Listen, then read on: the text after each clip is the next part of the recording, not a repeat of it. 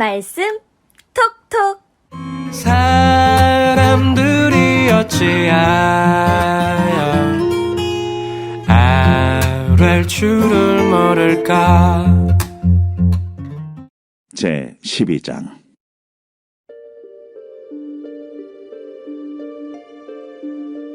여호와께서 모세에게 말씀하여 이르시되 이스라엘 자손에게 말하여 이르라. 여인이 임신하여 남자를 낳으면 그는 이래 동안 부정하리니 곧 월경할 때와 같이 부정할 것이며 8째 날에는 그 아이의 포피를 벨 것이요 그 여인은 아직도 33일을 지내야 사녀리 깨끗하리니 정결하게 되는 기한이 차기 전에는 성물을 만지지도 말며 성소에 들어가지도 말 것이며 여자를 낳으면 그는 2일에 동안 부정하리니 월경할 때와 같을 것이며 사녀리 깨끗하게 되면 66일을 지내야 하리라. 아들이나 딸이나 정결하게 되는 기한이 차면 그 여인은 번제를 위하여 1년 된 어린 양을 가져가고 속죄제를 위하여 집비둘기 새끼나 산비둘기를 회막문 제사장에게로 가져갈 것이요 제사장은 그것을 여호와 앞에 드려서 그 여인을 위하여 속죄할지니 그리하면 사녀리 깨끗하리라. 이는 아들이나 딸을 생산한 여인에게 대한 규례니라. 그 여인이 어린 양을 바치기에 힘이 미치지 못하면 산비둘기 2마리나 집비둘기 새끼 2마리를 가져다가 하나는 번제물로 하나는 속죄제물로 삼을 것이요 제사장은 그를 위하여 속죄할지니 그가 정결하리라. 샬롬, 여러분 반갑습니다. 하나님께서 오늘 좋은 날 주셨습니다. 복된 날 되시고 즐거움 가득한 날 되시기를 바랍니다. 오늘 윈드 스크린이라고 그러는데 이 부분이 바뀌었죠. 하얀색으로. 이런 예쁜 소품 쓰는 거 제가 나름 좋아합니다. 소확행이라 그럴까요? 깨끗한 것 같네요. 여러분 먼저 죄송한 말씀드립니다. 어제 그 말씀 톡톡이 그제 거가 이렇게 올라갔었다고 제가 어제 듣게 되었어요. 저도 까맣게 모르고 있었습니다. 편집을 하고 올리는데 아마 그 전날 거를 제가 실수로 올렸던 것 같아요. 그래도 우리 성도님들은 마음이 다들 좋으셔서 아무도 저에게 예전 게 똑같은 게 올라왔다고 이야기해 주시는 분이 안 계셨는데 한 권사님께서 이야기해 주시면서 하나님께서 레위기 9장의 말씀을 또 나에게 들려주시려고 하는가 보다 그러시면서 들으셨다고 참 여러분 좋은 마음을 가지고 계신 것 같아요. 전적으로 제 실수였다는 거 여러분 말씀드리고 죄송합니다. 정신 차리고 잘 올려드리도록 하겠습니다. 오늘 이제 레위기 12장 말씀 이제 읽으셨어요. 본문이 굉장히 짧았죠. 그런데 이제 또 본문도 짧은 것도 짧은 건데 우리 여성분들이 조금 마음 불편하게 들으셨을지도 모르겠다 싶은 그런 본문입니다. 남성분들도 뭐 현 시대를 이제 대입해 보면 참 이상한 법이다라고 생각할 수 있는 그런 내용이죠. 자, 그런데 이제 성경을 읽을 때는 성경이 쓰여질 당시에 컨텍스트라고 하는 그 상황 그리고 상황, 여건 이런 것들을 우리가 감안을 하고 이해를 하면서 성경을 읽어야 하겠죠. 일단 오늘 본문의 내용을 간략하게 한번 정리를 해보면 출산을 한 여인이 부정하게 되는데 남자아이를 낳았을 경우에는 40일간 부정하고 여자아이를 낳았을 때는 80일간 부정하게 되는 그리고 이제 속죄제를 드려서 그 부정을 씻게 되는 장면이 본문에 나오고 있죠.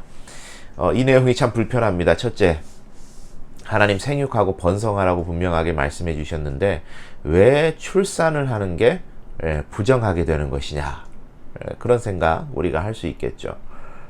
둘째, 왜 아들 낳고 딸 낳는 것에 대한 이 부정의 정도가 차이가 나는 것인가 하는 그런 질문도 생길 수 있겠죠. 2배씩이나 차이가 나요. 그 이유에 대해서 어제 이제 정한 짐승과 부정한 짐승에 대해서 이야기를 드리면서 말씀드린 것처럼 하나님께서 이렇다 할 왜 이렇게 되는 것이다 라고 세부적으로 생물학적으로 이렇게 해설을 해놓지는 않으셨습니다. 그렇기 때문에 우리가 그 내용을 이제 받아들일 수밖에 없는데, 이제 성경의 전체적인 내용을 가지고 학자들이 해석을 하고 또 그 해석을 시도하는 것들은, 정보들은 우리가 얻을 수 있겠죠. 우선 이제 출산이 부정하게 된다라는 것은 사실 그 출산이 부정하다라는 것은 아닙니다. 그죠? 출산은 아름다운 생명이 탄생하는 참 고귀한 그런 순간인 거죠. 그런데 이제 출산을 할 때 피 흘림이 있죠. 그죠? 피를 많이 흘리게 됩니다. 근데 이제 우리가 생각하는 피 흘림, 우리가 피가 났다라고 할 때 이 피 흘림과 유대인들이 당시에 히브리인들이 생각하던 피 흘림은 조금 이 의미가 다릅니다. 우리는 지금 피를 흘려도 뭐 피 흘리는 거 그렇게 대수롭지 않게 생각을 하는데, 당시에 이제 성경 시대의 히브리인들의 사고는 피에는 생명이 있다라고 생각을 했던 겁니다. 그래서 한 학자는 이렇게 해석을 한 거죠. 피가 제 자리에 있을 때는 우리에게 생명을 주지만, 그러니까 이 몸 안에 있을 때는 우리에게 생명을 주지만, 그것이 그 제자리에, 정상적인 자리에 있지 않고 나오게 됐을 때, 피를 흘리게 됐을 때는 그것은 곧 죽음을 의미한다. 그렇게 이야기를 하는 겁니다. 그래서 여러분, 제사를 드릴 때도 이 제물이 숨이 꼴가닥 넘어갔기 때문에 우리의 죄를 대속하는 게 아니라 반드시 뭐죠? 피 흘림을 통해서 우리의 죄를 대속하고 그게 대속의 죽음을 죽었다. 그렇게 이야기하는 것입니다. 그러니까 그 피에는 상당한 이 생명과 죽음과 연결되는 그런 사상들이 그들에게 있었다라는 거예요. 그래서 이 출산이, 피를 많이 흘려야 되는 출산이 그 피 흘림 때문에 이제 정하지 않게 되는, 부정하게 되는 그런 식으로 사고를 했던 것 같습니다. 자, 그럼 여기까지는 좋습니다. 그런데 이제 남녀 차별이 있어요. 그죠? 아들을 낳으면 40일, 또 딸을 낳으면 80일의 정결의 시간을 가져야 됐습니다.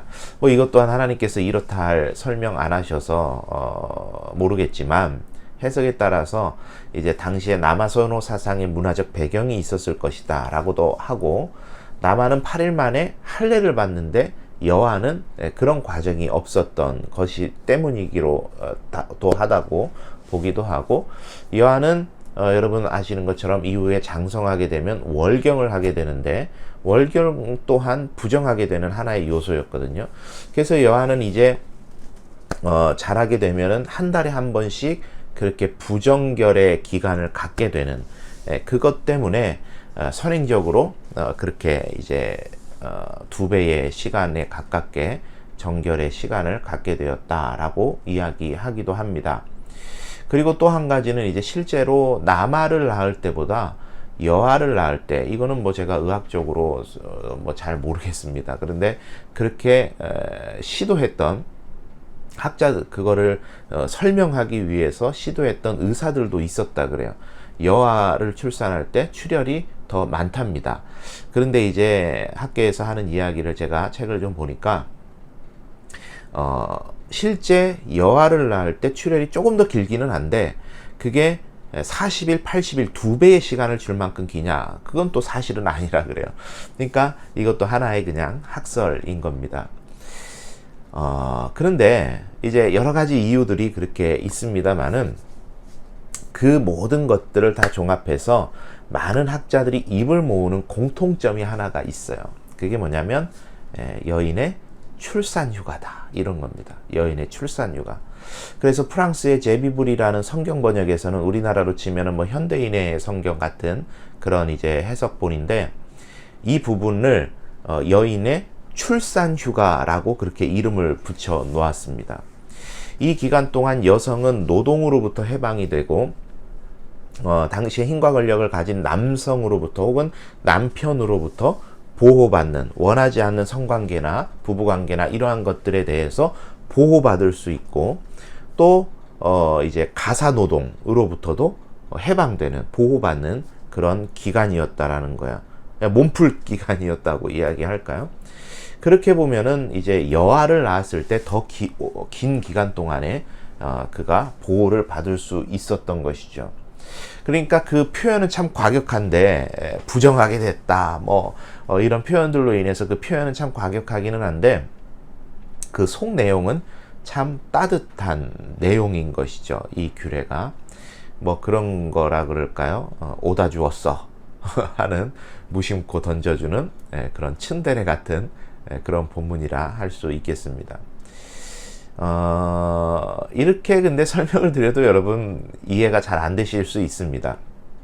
궁금증이 다 100% 풀리진 않겠죠.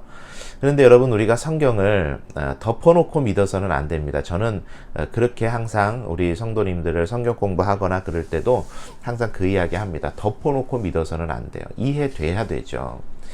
그런데 여러분 중요하게 한 가지 그 이전에 마음가짐이 우리가 있어야 되는 것은 뭐냐면 우리의 이해의 폭이라는 것이, 이해의 깊이라는 것이 결국은 내가 살아온 인생, 저 같으면 43년 플러스 책으로 봤던 내용들 플러스 다른 사람들에게 들었던 내용들, 이것에서 더 이상 가지는 못한다는 거예요.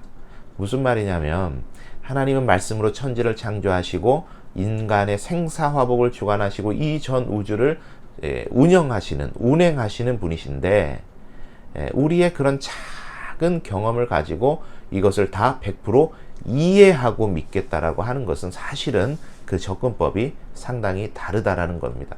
그래서 의학서적을, 저같이 의학에 대한 지식이 하나도 없는 사람이 의학서적을 펴서 보면 어떻겠습니까? 그걸 보면서 아 그렇구나, 장기가 여기에 있었구나 하면서 수긍하며 보는 것처럼 우리가 성경 말씀을 볼 때도 이 속에 하나님의 깊은 뜻이 있고, 그리고 레위기의 말씀은 레위기만으로만 아니라 구원이라고 하는 큰 어떤 축을 가지고 성경 전체를 통해서 그 말씀을 이해하고 해석하는 게 참 중요하다 싶습니다.